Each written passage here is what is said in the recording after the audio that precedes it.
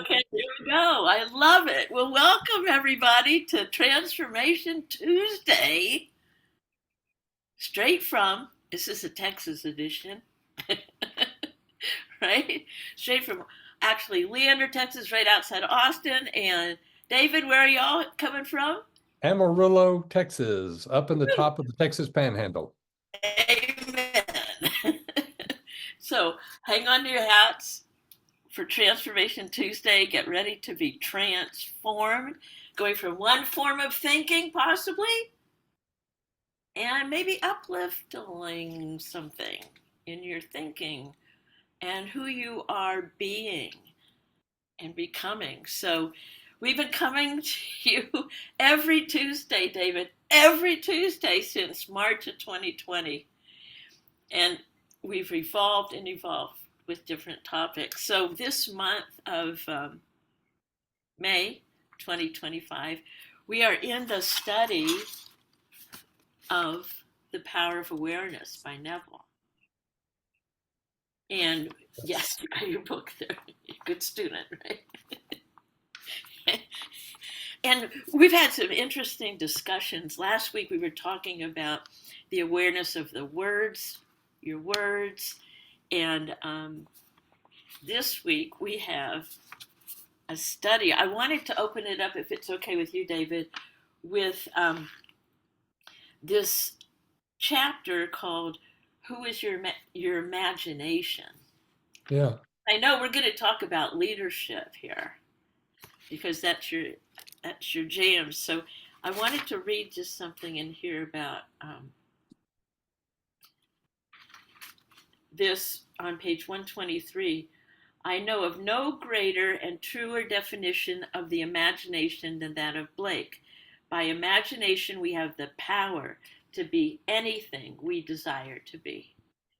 Through imagination, we disarm and transform the violence of the world. Our most intimate as well as our most casual relationships become imaginative as we awaken to the mystery hid from the ages. Yeah.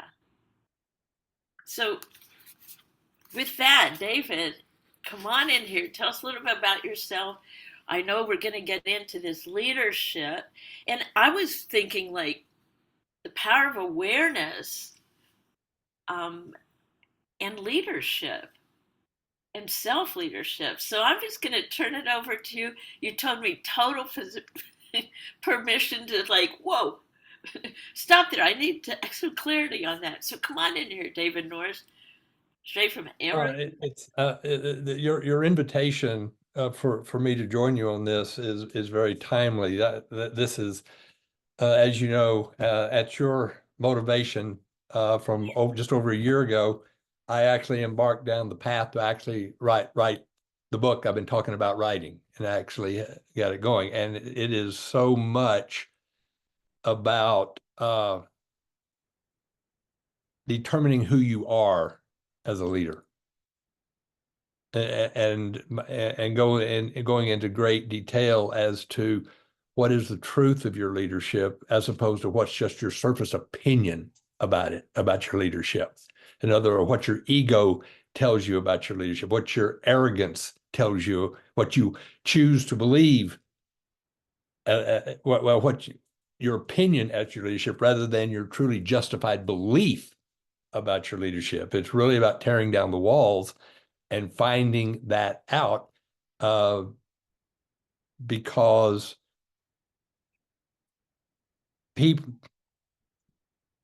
grow up with habits and paradigms and practices that serve them well, but there's a point that to where they're on that outer green growing edge of things like that in their business and everything, and they're not able to go any further. And that's because they're actually, I believe, they don't truly know themselves as a leader. And the premise of the book really is that nothing in your life, in your business, in your life, in anything, ever improves until you improve. And the way to do that is to start really challenging the conviction of beliefs about your business, because you know, many people, you see it all the time in the advertising that we see coming at us either in social media or the television or on billboards. Uh, People are proud of their product or their service or both, things like that, but they think it's special, and it should be. However, that's not what makes any business unique. What makes any business unique is how it is led, and nothing ever improves until the leader improves. So tell me about, you know, about, um, tell me more about that because Well, yeah, yeah. well, and see, and that's just it. You know, we have a tendency to blame other people, and we have a tendency to blame outside conditions, circumstances, situations. Leadership is hard enough, but and we still, I'm not going to deny the existence of things like that in the business world or in family relationships or even our physical health and mental well-being. There's always situations, conditions, and circumstances going on. And I'll recognize that, but nothing's ever really going to improve until the leader decides to improve. And the first step in that is learning who they are as a leader. And that really takes the tearing down of the conviction of certain beliefs that they have about their leadership, and really stepping back and doing some serious soul searching. And by the way, it's not for the faint of heart. It is not for the faint of heart at all. It's the hardest person that I've ever had to lead is myself. And that's true. So when you talk about, I would, you know what I really would love, David? I would love to have you tell us a personal story about when you were maybe letting other people lead you, that it wasn't authentic to you. And tell me about a story in your life. I know you, and where you went in and started to lead yourself. Maybe at the beginning of this awareness. Maybe you never, maybe you always had that, but a personal story would be really um, beneficial to me. I've known you lead yourself through a lot. In fact, well, I know we go into Happy State Bank and everything, but can you bring us back to a moment in time where you were nudged? how about kicked in the pants? Yeah, yeah, I know. Candy's over there somewhere. I know. No, But no.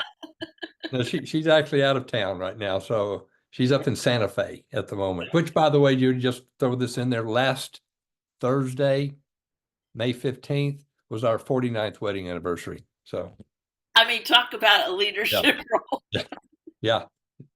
We've been on the green growing edge of growth and awareness for 49 years. So,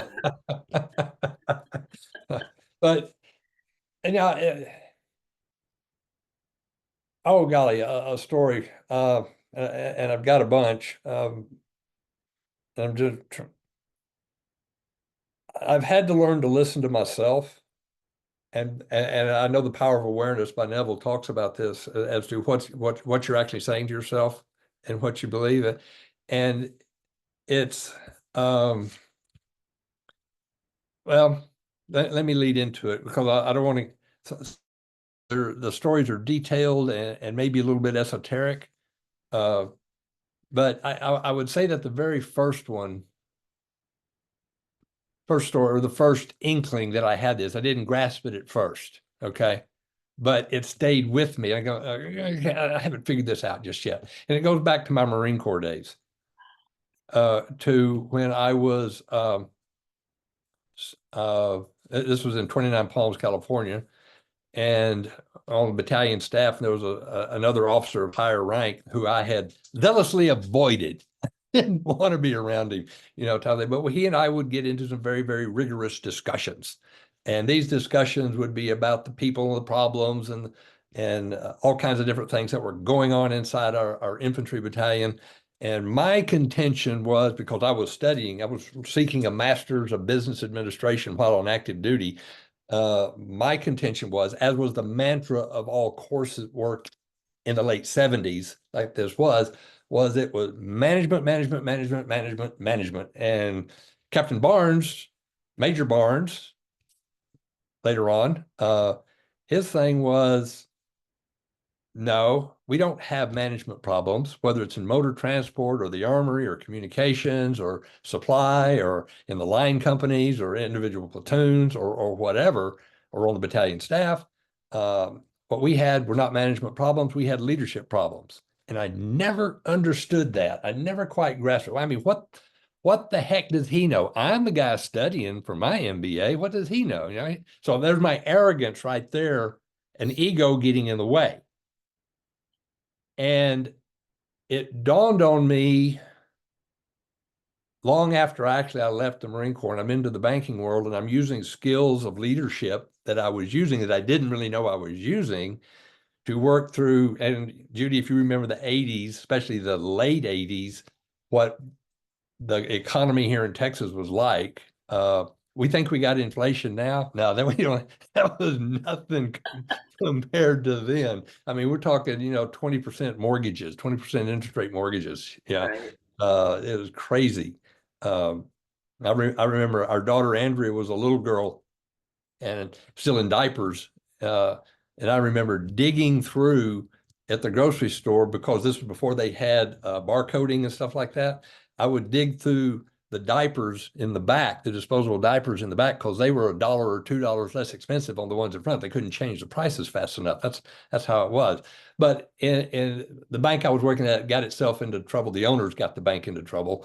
And I started using some of these skills and I started seeing it wasn't so much the managed processes of banking as it was the leadership that made the managed processes possible.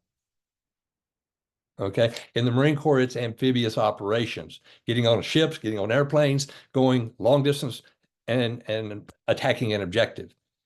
The Marines seem to be very good. Well, they're very good at that. And but it's not that it's not so much that the managed processes are that, it's the leadership that makes the managed processes possible. Same thing in a well-run business, same thing in a well-run bank. So that was kind of my first inkling of that, and it just stayed with me. But what I learned mostly about it, and especially in the work that you and I have done together with some great folks, is things like awareness, being, the becoming, and what I found was that leadership in anything requires a synchronicity, and pardon the colorful language, but it's when I can get my head, my heart, and my ass wired together on that. Meaning, in other words, when my thoughts are aligned with my heart, which is courage, it takes guts to do, and my moving my backside, moving my butt to take action towards what it is I say I want, and learning who I am becoming along the way, and seriously evaluating the failures, which are failures. Success is fun, okay, but it's a terrible teacher. Ooh, say that one again. That's the quote. Success is fun. Okay. However, it is a terrible teacher. Success is fun. However, it's It is a terrible teacher. okay. And I'm so gonna. it That's is, the David it Norris is, quote. I'm sorry. That's a David Norris quote. Yeah, that's yeah, pretty much. Or at least I think it Yeah. is anyway. The and that's the Okay. thing, and I just want to make sure that let's do that. Let's I'm sorry. talk about that. Well, Failure. what Let's that does talk is about that failures as a leader. you broke Failures up as a just a little leader. bit. I'm sorry. Let's talk about that. Success is fun, but however, failure. Well, talk about failures as a leader when things just go wrong. What happens then? Or keep Well, going on this. one, it takes an accountability to yourself for what it is you say you want. and serious. And when you do that, and this goes back to being, is that, and to get the ego, the arrogance, and the old ways of thinking, the negative self-talk out of your way. Oh God, I'm a failure. Just now, it's going to happen, and so it takes serious reflection on anything really, not just okay, this went wrong. Why did it go wrong? Okay, this is going, now I want to go do this. I want to grow this. And it's all going to depend on how I respond, not necessarily react, how I respond to my failure and my lessons learned. And I refer to that as the feather, the two before, and the ton of bricks. The feather's always out there. Okay. It's not very painful at all. It's not, doesn't hurt at all to listen to the feather, but it's so light we don't listen to it. So then we get the 2x4 of reckoning right between the eyes. And then, and of course, and for some of us, that's still not enough. We have to have a ton of bricks dropped on us. I'll give you a real simple story in that this was years ago. We were going, our bank was going into the growth mode, and we're not public. We were not publicly traded. And so, but we wanted to raise capital to purchase another bank, and to do so required us, we wanted to offer our stock, but not in a publicly traded form. So I could take a test through the Texas Securities Commission to become licensed to market our own securities. Easy done. Got a pamphlet. Going to be, it was a proctored test on the campus of West Texas A&M University in Canyon. Here's a little 35, 40-page pamphlet. Open book test. I got this. I failed. Okay. Now, luckily, I could take it again and pass it, but I didn't let, it said right there, it is highly recommended you study this book. Well, I don't need to study it. I can just do open book. Okay. I know this is simple, but the feather said study. And the abuse, okay, and that's a tongue in cheek. I'm just say that just the teasing I got, not just from my CEO, who was definitely not pleased that I had done that, but just the other people giving me a bad time in that. So the feather's always there, but I had to learn to react to that and to constantly know who I am as a person. How well am I going to take that? What am I going to do next time this situation presents itself? There was a time that I didn't think I needed a calendar. I can remember everything, and I usually could. I did very well at it. And a depository bid for a school district came up that had been with the bank for decades. Ever since the school district had been it had banked at my bank. And I missed the depository bid deadline. And so I just handed it to the competition. So the reputational risk, the reputational loss that we took, not to mention financial for having $30 million move out of a bank, which we were a small bank, and that was a big chunk of it right there. That stayed with me for the next 2 years until that bid came up again, of which we got back and kept on for as long as kept it for as long as I was there. So those are minor little things right there. I mean, there's some major ones that get you into things like cease and desist orders and matters requiring immediate attention and things like that. But it's examining your failures and also your near misses. Yeah, let's put a deep breath in right there. Let's all take a breath in, and we're going to dive into that too. Examining your failures. Yeah, examine the failure and also your near misses. And when I say that, Are near misses what you would call the feathers? well, the near misses are things that may have happened to somebody else, but you might have the same situation in your organization, and you might ought to have a good close look at it. Okay, good. Okay. Tell us more. Yeah, and this is a tough subject. I don't even like talking about it, but I'm going to use it as an example because and that is, let's say when we have a school shooting.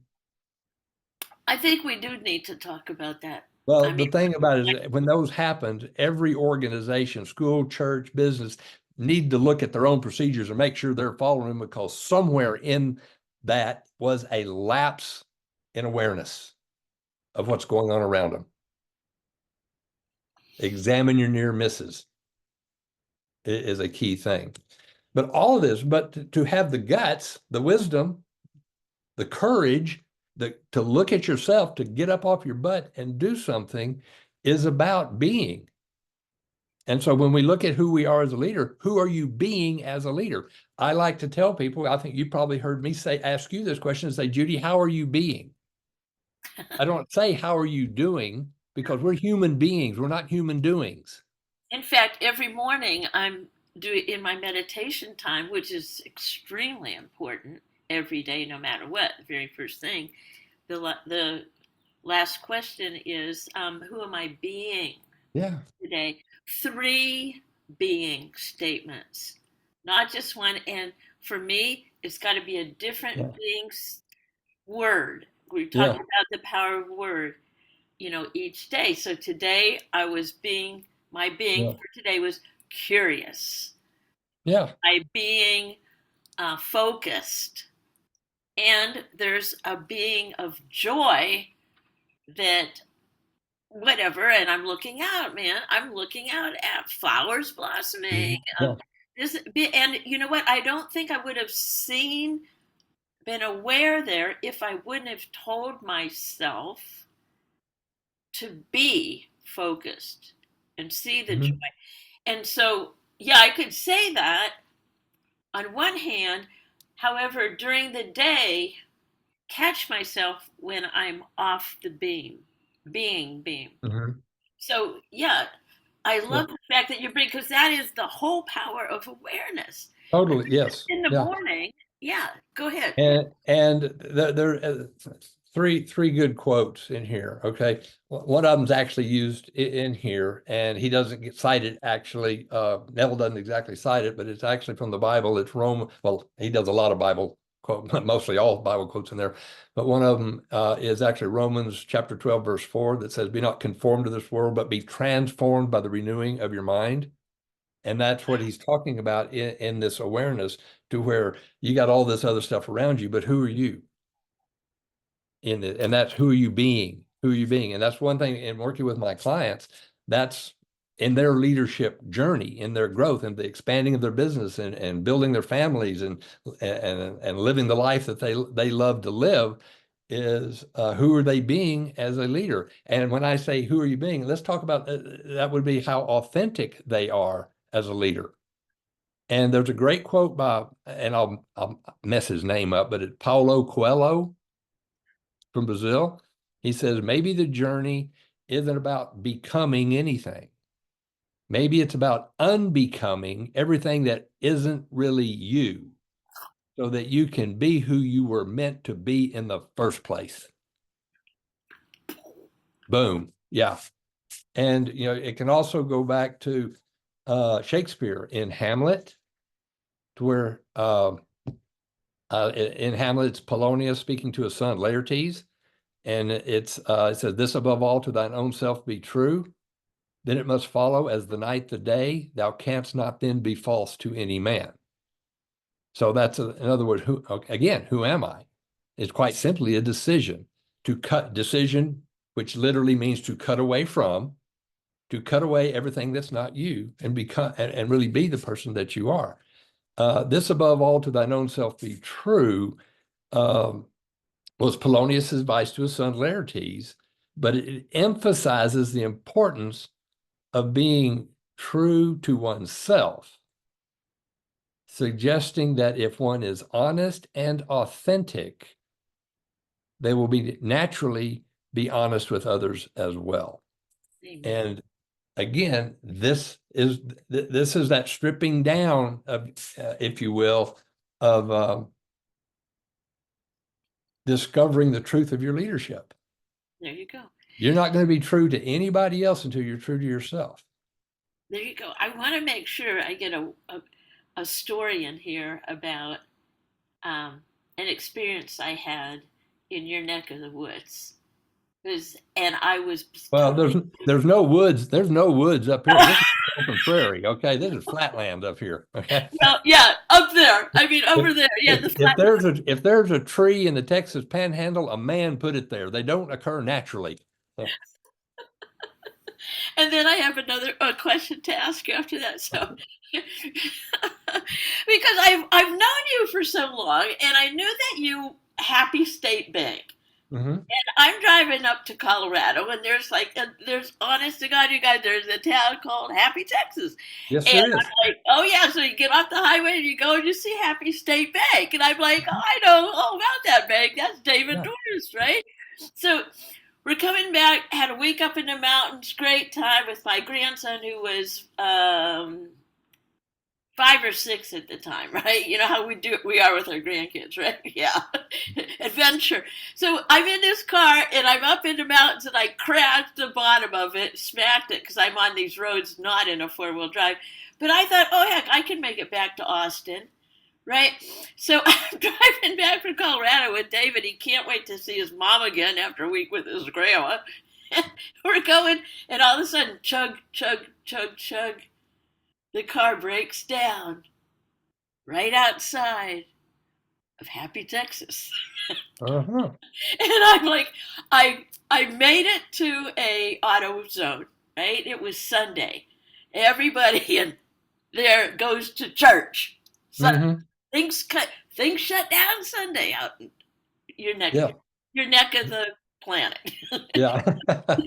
So I go and I'm there and anyway, one of the people came through, you know, whatever, they saw me there, opened up the store, crawled under the car, went to his computer, said, well, you know, it's about a $900 part you busted there, and we can get it to you maybe Monday or Tuesday. And I'm like, and my grandson is just fascinated by all this. But you know what that guy did in his church clothes? He took the part, it was the muffler thing underneath, took it apart, put my grandson in his pickup truck to the welding shop. They welded the piece together. He came over, put the part back on my car, and it was fine.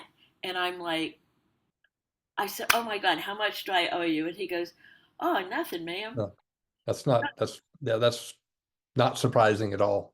No, No. no, it's just a pay. And I'm like, oh, that's West Texas. That's Yeah. because I don't, I'm coming to believe that that's when you live and have been grown up and nurtured that way. Out in the panhandle, there's you guys, y'all say yes ma'am, Mm.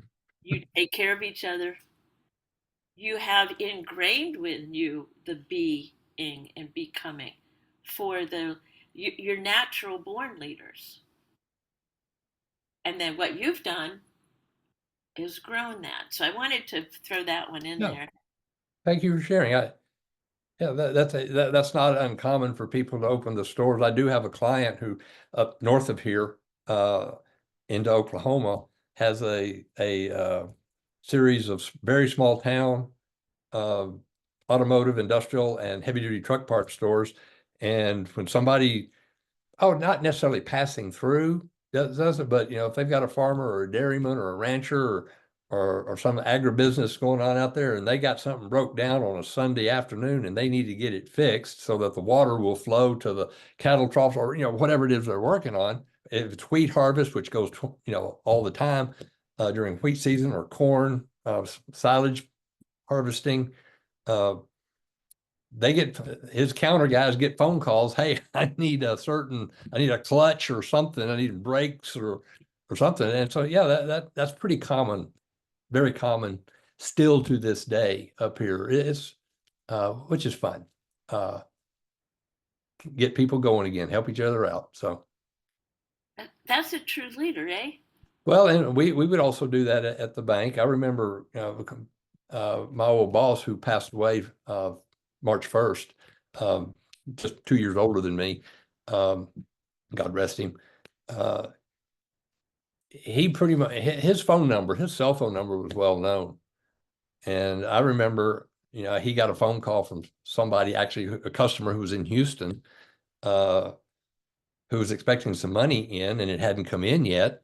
And so he called me, and I'm actually in Phoenix at the time. And so I get on the phone, I'm calling other people. Oh, there's the money right there. It hadn't been released yet. We released it. She's a happy camper. And this was on a Sunday. Yeah. Yeah.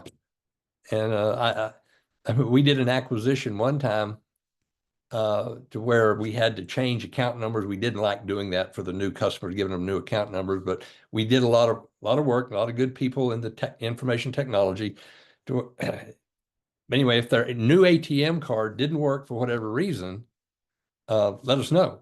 And I remember Pat and I were walking out one time, and this guy, he was obviously frustrated at the automated teller machine, and he was trying to get $100 so that they could go out and eat before they went back home in Pampa, Texas, which is up northeast of here. And Pat said, $100? He said, yep. Pat just reached in, pulled out $100 out of his billfold, gave it to him. I wrote down his account number and said, we'll square it up later. It's just, you try not to try to help people out. So There you go. That's the leader. Well, so there's like you two. digress. One, congratulations. I'm saying this up front. Congratulations on your book coming out. Yeah. When we last saw each other, you kind of hadn't, it was always delayed.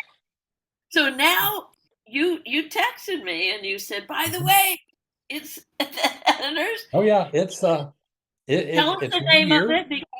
Tell us the name. Your Leadership Matters is the name of it. Let's take a deep breath in now. Everybody pick up your pen. Your leadership matters. Yeah. Your leadership matters. It does. By David Norris. So tell us, I think we touched on quite a few of the little topics, the big topics are, but here's the other question, David. I'm not even going to, I know disempowering questions are when and how, and then the empower ones are what and who. So we touched on who and the what. Now, here's a what question for you, okay? You ready for this? Yeah. Are you sure? Okay, so we're driving down the highway past Amarillo, where you are and everything, and there's a big billboard on the side of the road, and it's got your picture on it. And you have the opportunity, everyone who's driving by is seeing your picture with a quote. What would that quote be?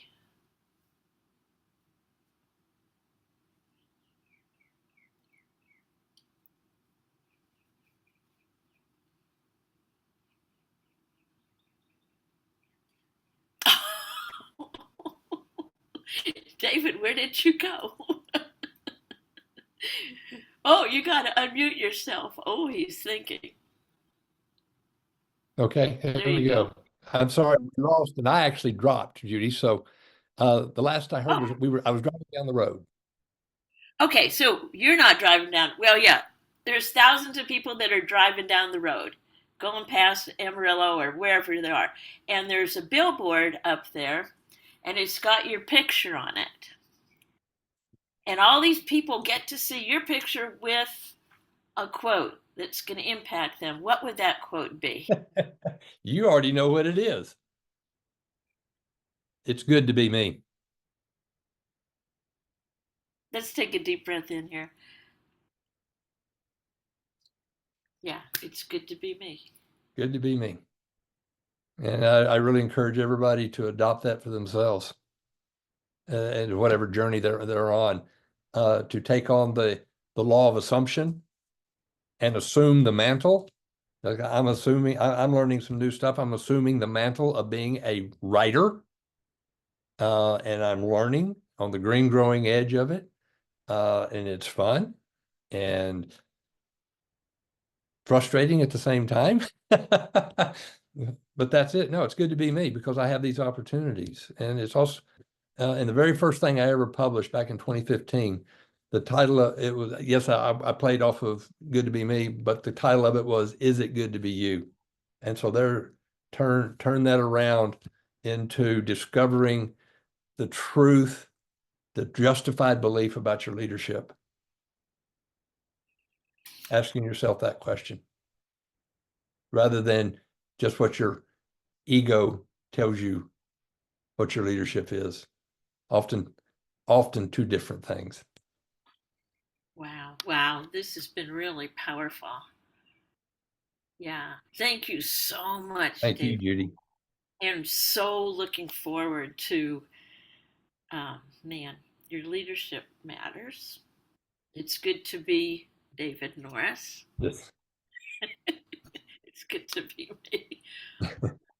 Thank you so much. And adds so much awareness just from, not just from the little book, but from the writers and authors right here, right now, 2025.